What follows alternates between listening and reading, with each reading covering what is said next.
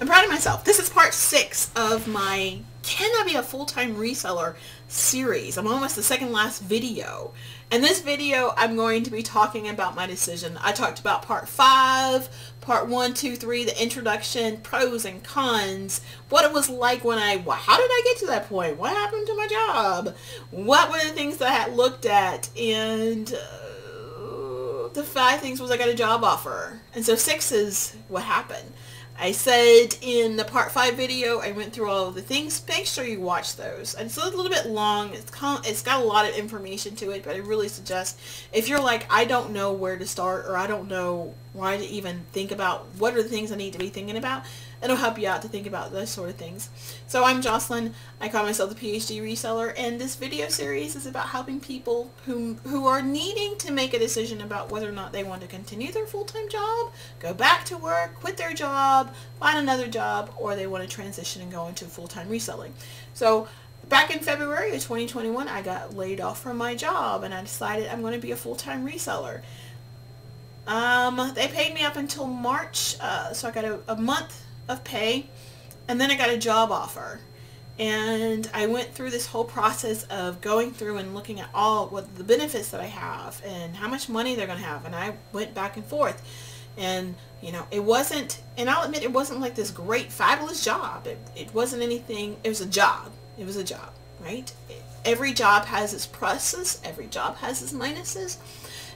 But I was grateful to have a job. I was grateful that I didn't even have to apply for the job. They found me on LinkedIn, but I wasn't quite sure. So here is what it is. This is part 6. Am I a full-time reseller? So I did everything and looked at stuff, worked my butt off every day, all day long, up and down, just my back was hurting me, trying different things, same day sales, listing went on Depop and Keepop and Poshmark and all kinds of stuff. I was anywhere and everywhere. And the other thing about the job, though, I didn't mention this, and I apologize for the background noise that might be coming through from the outside. The best thing about the job was, not only was it a full-time job where I'd have full-time benefits and retirement and stock options and all those other things, it was a permanent work-from-home position. So I would not have to go into a job, ever. So, but I still have to get up. I still have to get up. I still have to do stuff. I still have to abide by their rules, and I still have to do all of the things that are required of me as a business. And you're like, shut up, girl. What is it? What is it? Well, first of all, you like this video, give it a thumbs up. And let me know what you think. Alright, I'm going to stop. I took the job. And the reason why I took the job, it really had to do with the ability to still grow my business without being in that financial stress of having to rely on my reselling business to make the money, to earn the money in order to live. That was really the biggest decision I made. Now, here is the hardest part, is that I wasn't even certain. Up until Monday, when I started the job, even that Monday, I was like, I don't even know. I may not. And that's okay. That's okay if you have to go back to work. And it is what it is. I'm trying to make the most of it. Am I disappointed? Sure, absolutely. Absolutely, I'm disappointed.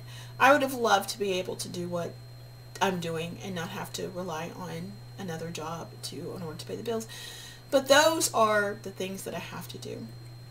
The whole point of it was that I didn't want to have to find health insurance, life insurance, dental insurance, vision insurance, to find a full-time job, to do all the things that a full-time job provides for me. Having to go and replace it at the same time while I'm trying to grow this business. It was overwhelming. It was overwhelming how much stuff I would have to replace. Now, here's the best thing about it is, once you actually do that, then you're able to say, hey, what is the things that I need to replace? Now I know what I need to do, and I know now the numbers or anything like that. And you can set a goal like that. Instead of it just being a goal of, I'm going to quit, now you can say, I can comfortably make a transition into full-time reselling because I have all the facts and figures and and all of the numbers that you need to consider. So the shortest video, hopefully I didn't disappoint you, where it's like, oh, dang it, girl, I was hoping you would still be a full-time reseller. I was hoping so too.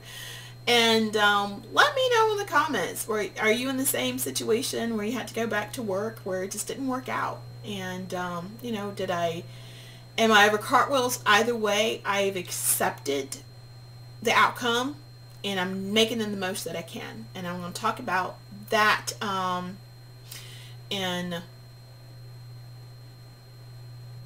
the next part about, excuse me, the sixth part, sorry, the seventh part about how to use what happened to really sort of motivate myself and to not feel so sad. Alright, if you like this video, please give it a thumbs up, and I'll see you on the last one about motivation and what am I doing to overcome the fact that, you know, I am a bit disappointed. Alright, thanks for watching. See you next time.